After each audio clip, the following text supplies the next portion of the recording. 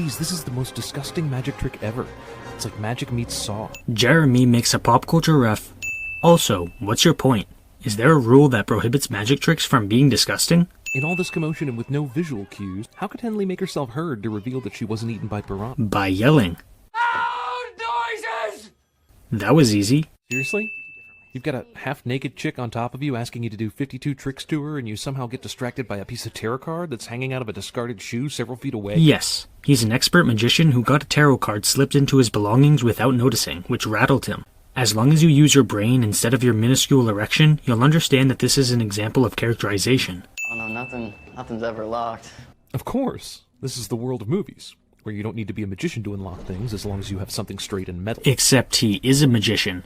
Look, I get that you want to make a point about how easy it is for movie characters to unlock things, but that criticism doesn't really apply in a movie with an expert lockpicker. The Four Horsemen. Thank you. For our final trick. Final trick? They just f***ing introduced you. Jeremy doesn't understand editing.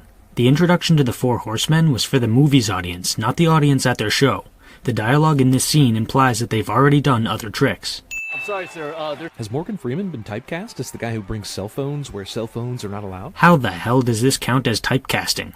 Do you even know what that means? It refers to casting an actor to play the same type of role repeatedly. This is not that. At best, you could call this a trope.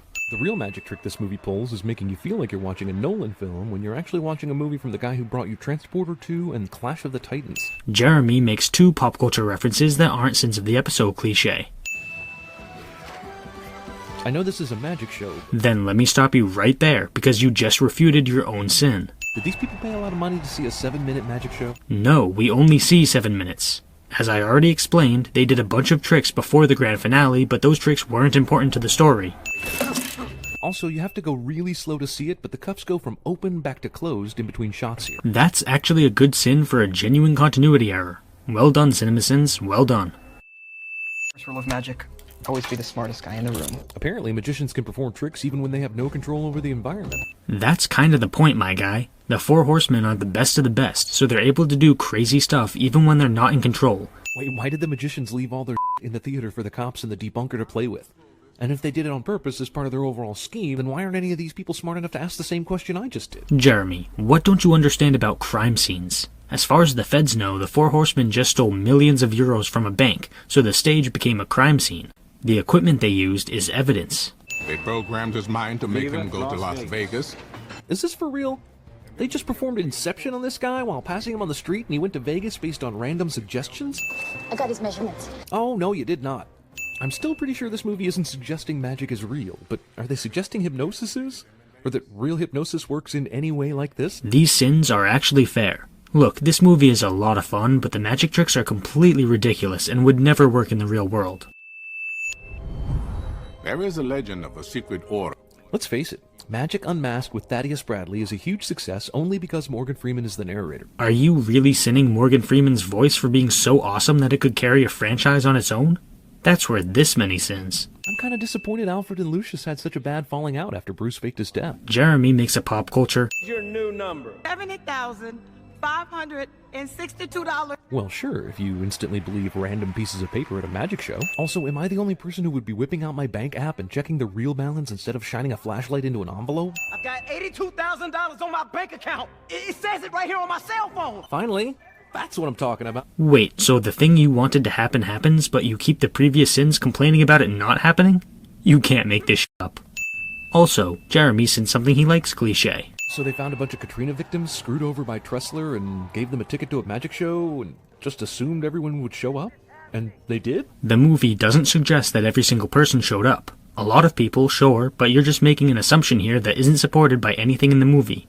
Nobody in this magic show thinks they're being duped or part of some great trick or will have any trouble keeping this money. Has Jeremy never been part of a crowd? Sure, they're not thinking rationally, but if they were, it would be unrealistic, given the psychology behind large crowds. Oh, your mother's maiden name, or the name of your first pet. Okay, I'm officially calling Black Label bull on this movie. What is that? Well, it's when a movie's entire story is anchored to random acts of chance. They not only get Tressler to volunteer this information on the private jet, but then this wealthy businessman still uses stupid personal questions to unlock his sizable bank account? No one who makes hundreds of millions of dollars would leave such a glaring loophole open for any asshole to log into his account.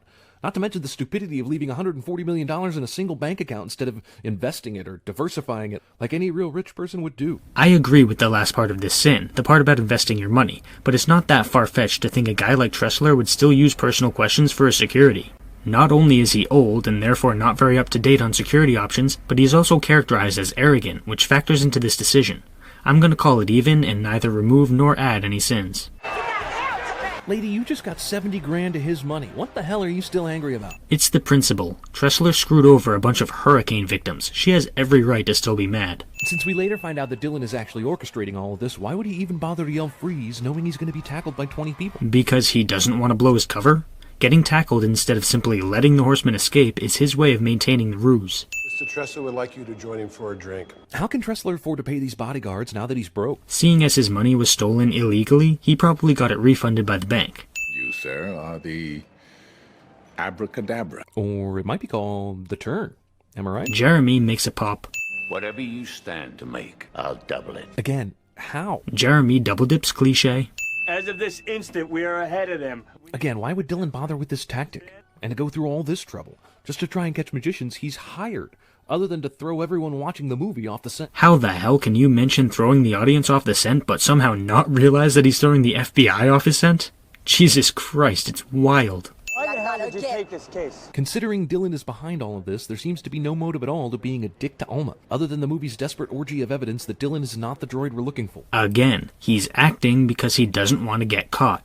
I mean, I guess I shouldn't expect much out of a guy who struggles to understand kids' movies, but it's really frustrating. It's time for us to disappear. So this entire final show consists of you guys appearing in a video and then showing up in a couple different places on the roof? Kind of a finale, if you ask me. Yeah, that's fair. Form the whole room into a giant rabbit box. Because this is easy to do with 3 people and almost no time to pull it off. That's why they're the Horsemen. They're the best of the best. I already explained this. Look, a lot of the magic in this movie is absurd, but I can't remove a sin if you don't provide specific reasons. Unless, of course, he didn't. Is Morgan Freeman's entire job in this movie to explain to the audience? Yes. So they coordinated this dangerous wreck that could have killed anyone on the bridge if the slightest thing went wrong? And this asshole Dylan is poking around in a car he knows has a cadaver in it? And that he knows is about to blow up? Yes. Welcome to the Eye. But if they only got away with it because you gave them the plan in the beginning and you were running the investigation the whole time, then why the f*** do they deserve to get into the Eye? I mean, it was all you, right? They just followed directions. They figured out how to follow his directions. It's not like he gave them a step-by-step guide for how to pull off each trick. He was pretty vague about it. Manufacturer. And when he got to the bottom of the river, the safe warped and he was trapped. Are we really supposed to sympathize with Dylan here? The safe manufacturer didn't do anything wrong. Hell, if anything, Shrike's death is a fine testimonial to the unbreakable quality of the safe. That doesn't change the fact that he lost someone he loved. Jeremy is an empty husk of a human being. Just like a Republican.